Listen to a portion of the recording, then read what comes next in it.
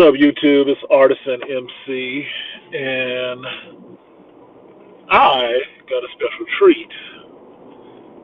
I just finished watching TeNeT in the movie theaters, which is what I said I would do. So, bully to me for taking the shortcut home today because I happened to pass by the theater and saw that it was actually open in the rich. So, I cruised by to see what movies were playing, and sure enough, TeNeT was starting at the 2 minutes before I parked.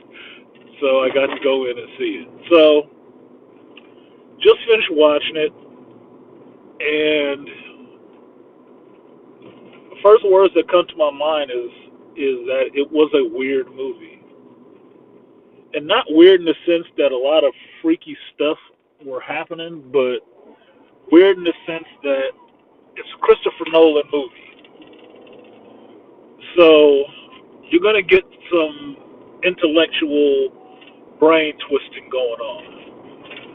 So which means you need to understand some science and you need to understand the English language. Because when they start throwing around these terms and stuff like that, paradoxes and syncopies and stuff like that, you need to understand what the fuck they're talking about or you'll be lost. You'll get lost in the language. It'll be like watching Matrix Reloaded, and Neo going into room with the architect, and the architect just starts talking, and people totally lost themselves in the movie. Like, what the heck is he saying? He was talking English, but it wasn't small words. Okay, it's the same way in TeNeT. Now, what I thought was going on in this movie initially, that it had to do with time travel, was partly true, but they did time travel a bit different in this movie. And time travel in this movie, you can do it. It was developed. But when you time travel, you invert, which means everything works opposite. You're running backwards through time. So say the last 30 seconds of me talking, if you invert it in TeNeT, you'd be hearing those last 30 seconds, but you'd hear me talking backwards. So that's an interesting concept for going backwards in time, to turn things around backwards, and everything works differently. The confusing part comes in with how you navigate a space like that, where you're driving and shooting and whatever, and what technology goes into making you be able to invert things in that way. Now, in a time travel sort of way, the technology doesn't exist right now in the here and now. It exists in the future. But somebody from the future developed it and sent it back here to us in the past, and that's why it's causing a little bit of a hiccup. So, John David Washington's character starts out as a CIA agent who's on a mission to protect this wealthy arms dealer, so to speak, and he has this device, this contraption, and they don't really know what it is. John David Washington's character rescues the guy and then gets captured and is killed. Once he's killed, he's actually kind of saved, and he is inducted into this other group, which is called TeNeT.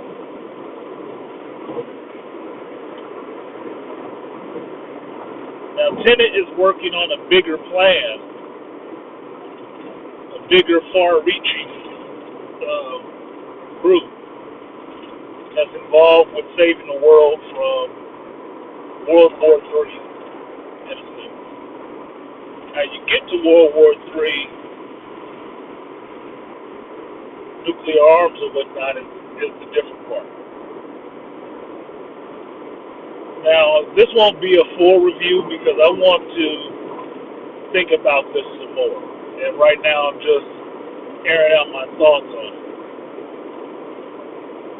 just to try to put it together in my head. Because the thing with Christopher Nolan is that he can get way too out there intellectual if he's not doing something with his brother. I think his brother's Jonathan Nolan. Jonathan usually grounds stuff a little bit more. So if you want an example of that, Interstellar. Interstellar felt personable and grounded and everything until it got to the end and you start dealing with the fourth dimensional space. That's Christopher Nolan. Okay, that's why it kind of threw people and they didn't know what to make of what the hell was actually happening. This dude is probably really brilliant, and he's probably one of these people who are out there thoughts-wise that you won't get it yet. You just won't get it yet. It'll be a little bit too far out there for you, so you'll think he's just weird. That's the only way you can write it off, is that he's weird because I don't understand what the hell he's talking about and what he's doing. But that's how he thinks. This whole concept in TeNeT is fine. I don't mind the time travel. I don't mind the camera effects of things running backwards. But once you start getting into that part in the movie, that's where it kind of twists your brain up. And my head is kind of hurting right now trying to think about this. Because figuring out which direction is the right direction that you're going in, if you're going forwards or you're going backwards, will take a little bit of mental maneuvering. Now, he tried later in the movie to set kind of visual cues with colors to let you know what was your base time and which was your inverted time. But that happened in like the third act, so it didn't work necessarily as well. Do I think it was a good movie? It was alright. I wasn't liking the cuts. The cuts are really abrupt and you just jump from scene to scene with no real flow of what's going on. You get information, the guy's supposed to go to this place and talk to this person, bam, next thing you're in that place and he's walking up and he's about to talk to that person. I would have expected from Nolan to have a smoother transition or something, not just a quick cut, which was kind of throwing me off and irritating me at the same time because it was a bunch of them in there, right? Outside of that, I think some of the characters were unnecessary. The whole story with Kat, which is, I don't know the actress's name, but she is freaking freakishly tall. She is freakishly tall and not really anything worth looking at on screen. She acts very well, but it's no there for me. It's like, okay, whatever. Like, she has to be like 6 foot tall or something like that. I don't know if Nolan's dating her or what. I don't know, but she's a tall chick. Her whole story in The Drive in J.D. Washington, J.D. Wash, as I'm calling him right now, John David Washington. Her whole story, she could have not been there because, in a sense, she forms as another proxy of telling this character what he needs to go do. And he gets kind of involved with wanting to help her and help her son and protecting him. And I'm not really feeling that right now. This is not it's not the climate for it, put it that way. It's not the climate for it, and I'm not feeling the black dude taking orders from a skinny wafy chick just to protect her and her son. For what? For what reason?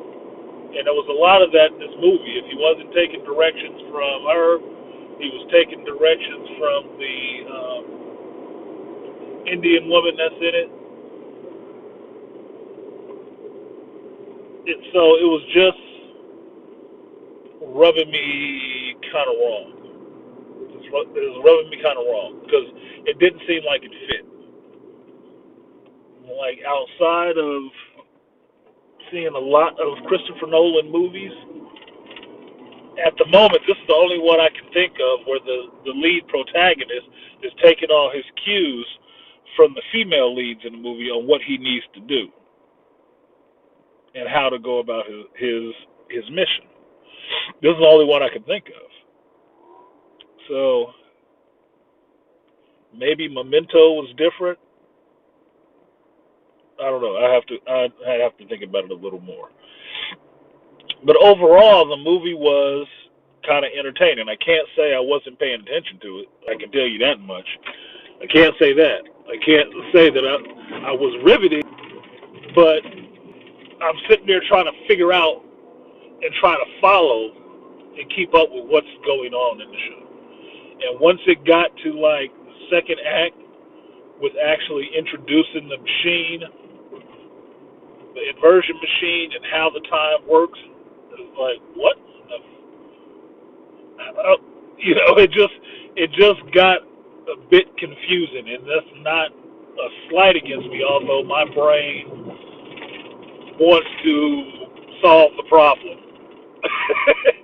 it wants to figure out the Rubik's Cube, and that's what I'm sitting here struggling with exactly what was happening and when. Outside of that, Robert Pattinson, I liked his character. His character was interesting. I liked John David Washington. I liked seeing him kick ass and do some stuff. It was interesting. The camera effects for this time travel was very interesting. I'm really curious on how they pulled that off. If they were just two-shotting it the whole time or what. Because at one point you have scores of people running in one direction with time, and you have scores of people running the opposite direction, running backwards in the scene, in frame, against time. So basically, you're running in the door and seeing people running out. The battle that you're going to fight, they've already finished, and they're leaving. So it's a bit weird to see all this stuff happening, and it's all happening in frame in the camera. It's awkward, So that's what, to me, makes it weird, because it's a lot of instances like that at the end, and if you don't really get a firm grasp in the second act of how this inversion technology and stuff works and what's happening, by the time you get to the end, you're going to be freaking lost. You're going to be like, what the fuck? Like, okay, I'm just watching it. Look, I don't have a seat belt, the roller coaster's going, and there's no lap bar. I don't know how it's going to turn out, but I'm in for the ride. That's pretty much how it went. So I'm happy I watched it in the theater. That was something that needed to happen, and I like keeping my word, so I did that part. So TeNeT, yeah, that was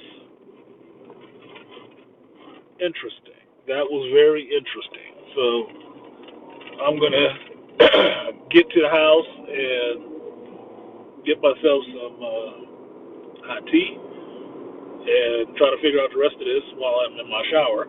And I will see you guys next time. Like, share, subscribe, and preferably the next movie won't twist your brain up. So check it out. If you find a theater that's open, go see TeNeT. There ain't gonna be a lot of people in there. You can get your space. So that's it. See you guys next time. Peace.